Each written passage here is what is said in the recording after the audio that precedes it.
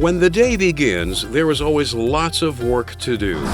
Orders to fill, production quotas to meet, and those ever-present deadlines to hit.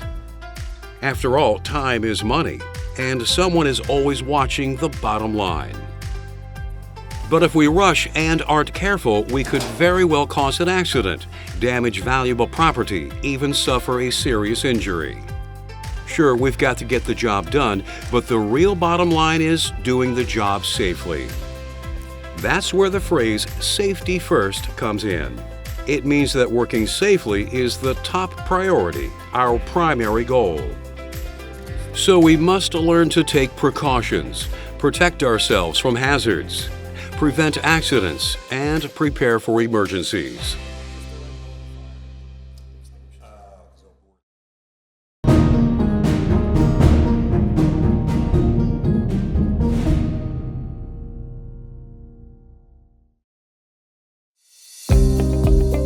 Before you begin a task, you have to be mentally prepared to work safely, no matter how simple or routine the job may seem. Concentration is the key. If you give the task your full attention, you are much less likely to make a mistake and cause an accident. There are a number of things that can affect our focus. Anger and frustration are two of the culprits. They can cloud your mind and impair your judgment.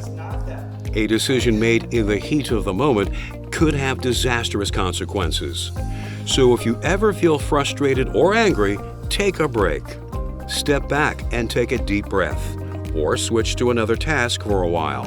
You can resume your original work when you're calm and in the right frame of mind. Drugs and alcohol can also alter your state of mind and ability to focus on what you're doing, and have no place in the workplace. You have to be careful about what you do on your own time as well. The residual effects of a substance can cause someone to have an accident hours or even days after they last used it. If you drink, do it in moderation and don't drive. Make sure the effects of any alcohol you have had are long gone before you start to work.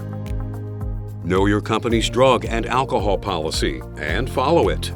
Inform your supervisor immediately if you suspect a coworker is under the influence.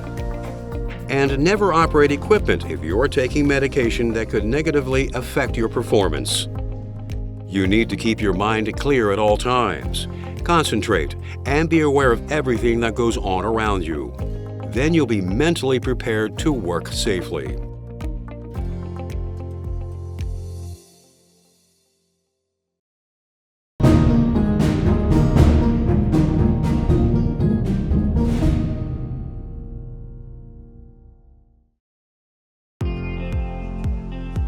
Preventing accidents is an important part of making safety a top priority. Most hazards can be spotted and eliminated before they become a problem. Inspect your work area. Look for hazards that could endanger you or your coworkers. Then take steps to remove them or reduce the risk that they will cause an accident. For example, walkways, hallways, and exits should be kept clear of obstacles at all times. A simple pile of boxes could cause someone to trip and fall, or block an emergency escape route. Things like loose railings and overstocked shelves can also be accidents waiting to happen. Look for fire hazards as well. Sparks from equipment and machinery, overloaded outlets, and damaged electrical cords can all be a source of ignition. Correct situations like these as soon as possible. As you reach the end of your workday, you still have some safety work to do. Good housekeeping is also important for accident prevention.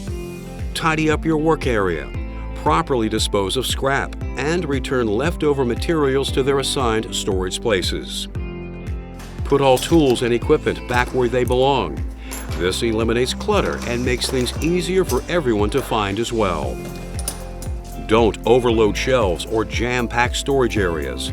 Find a comfortable place for everything and put everything in its place. But not all housekeeping situations have simple solutions. If you encounter a problem that you can't solve yourself, talk to your supervisor or safety manager. They are there to help.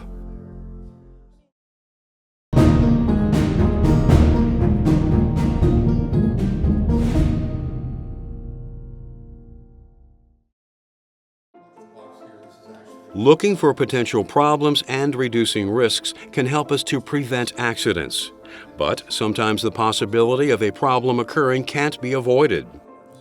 So gloves, safety shoes, and other personal protective equipment, PPE, are often necessary to help guard against injury. Let's start at ground level and work our way up. Foot protection, usually safety shoes, is needed in many work environments. Most safety shoes have soles that are designed for safe traction on specific surfaces, such as oily or wet flooring. Many shoes have steel toes as well. You need to choose the best shoes for the jobs you do and wear them.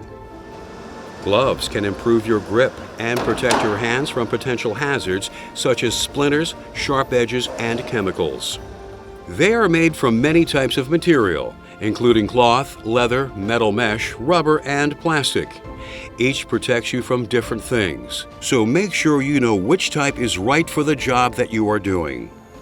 Sometimes eye protection may seem bulky and unnecessary, but remember, eye injuries can be nasty, far more uncomfortable than the eyewear itself. Safety glasses and goggles protect against a variety of hazards. In certain situations, you may also need to add a face shield. Ask your supervisor about the type of protection you'll need for your job. Hearing protection can often eliminate the harmful effects of hazardous noise. Earplugs, canal caps, and earmuffs all provide different degrees of protection. If necessary, you can use both plugs and muffs in extremely noisy situations. When harmful dust, fumes, and vapors make the air dangerous to breathe, respiratory protection is what is needed. Respiratory hazards can do serious damage to your lungs. Fortunately, there are a number of types of protection that can help. Filter masks, chemical cartridge respirators, and supplied air respirators each protect you from different types and degrees of hazards. So you should first determine what kind of protection you need for your work environment.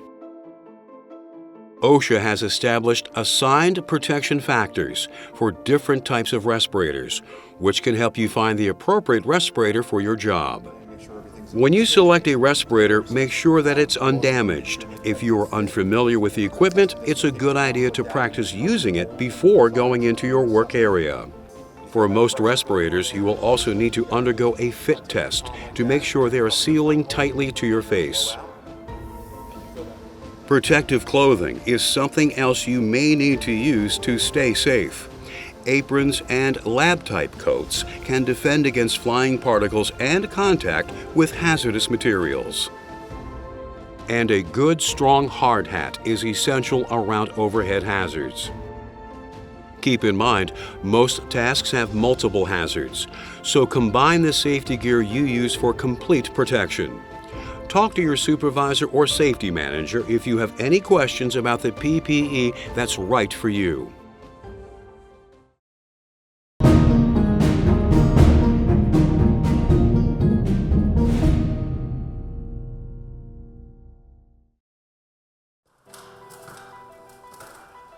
The way you do your job is just as important as the personal protective equipment, PPE, that you wear. Careless actions can have devastating consequences. Tools are a great example. Where would you be without them? But use a tool incorrectly and someone could get hurt. So you need to adhere to some good tool rules. Always use the right tool for the job. Check that all the tools you use are clean and undamaged. And make sure you know how to properly use the tools that you work with. Power tools and other electrical equipment require special consideration. Inspect all power cords. A damaged wire is both a shock hazard and a fire risk. Too many plugs in one outlet can overload the circuit, blow out a fuse, or even start a fire. So don't create an octopus. Remember to unplug or lock out electrical equipment before attempting repairs. If you don't, you may get a shocking reminder. When you're working near machines with moving parts, make sure that you are wearing appropriate personal protective equipment. Remove loose clothing and jewelry that could get caught in the equipment as well. In a warehouse, be careful how you handle the materials that you're working with. Use a cart or dolly, or get help if you have to move a heavy or unwieldy object. Only use powered equipment such as a forklift if you are trained and certified on it. Consult the operating manual if you have any questions. Plan your route, take your time, and always be aware of what is going on around you. But safe work practices go beyond how we use tools and equipment. We need to be careful how we use our bodies as well. Each job creates a different set of physical demands. Knowing how your body works can help you avoid ergonomic injuries. First, keep your body in neutral positions as much as possible. When you are in a neutral position, your joints are aligned and place the least amount of stress on your body. Select tools that are ergonomically friendly and whose weight, size, and shape make them easy to use. Adjust your workstation to fit your size and shape, whether you're in an office or in a warehouse. And keep tools and materials within easy reach. No matter where you work, it's likely that you will end up lifting and carrying something. When you're lifting, be sure to use proper technique. Bend at the knees, keep your back straight, and lift with your legs smoothly, not suddenly. And if you are ever unsure about how to use a piece of equipment or perform a task, talk to your supervisor.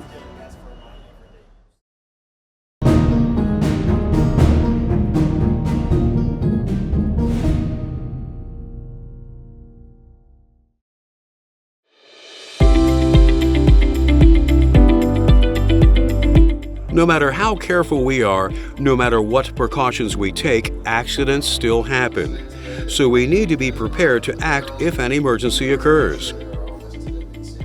Be sure to read the safety data sheets for any hazardous materials in your work area before you use them. SDSs should be kept in a central location for quick reference. Clean up chemical spills immediately, but be careful. Make sure you know what chemicals you are dealing with and the tools and materials that should be used in the cleanup process. Water is almost always the first line of defense when someone is splashed by a hazardous chemical. This is where safety showers and eye washes come into play. Be sure you know where they are and how they work. Fires are another major threat in the workplace. Nowadays, they often involve toxic fumes and vapors, which makes them more dangerous than ever. Be familiar with your facility's emergency action plan. It will describe how to report fires and where to go if one occurs. Make sure that emergency telephone numbers are posted in plain sight at all the telephones in your facility. And know at least 2 evacuation routes that you can use if you ever need to leave your work area. You can sometimes fight small fires yourself and prevent them from spreading. So know where the fire extinguishers are in your facility and how to use them. Remember, there are different types of extinguishers for different types of fires. Be sure that you have the correct one for the fire that you're fighting. Basic first aid and CPR can be valuable skills in many emergency situations. But don't try to do anything unless you have the proper training. You could do more harm than good. And never underestimate the seriousness of an injury. Seek medical attention as soon as possible. Above all, stay calm.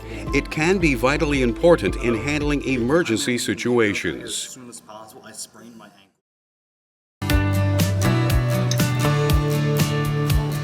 There can be a lot going on in our workplaces, and it's important to know what we can do to work safely. Let's review. Mental preparation is important. Concentrate, stay alert, and be aware of what's happening around you. Your first focus should be on accident prevention. Look out for hazards and remove them. Always use the correct PPE for the job that you are doing. Follow safe work practices. Use proper procedures and eliminate careless habits. And remember to prepare yourself for emergencies.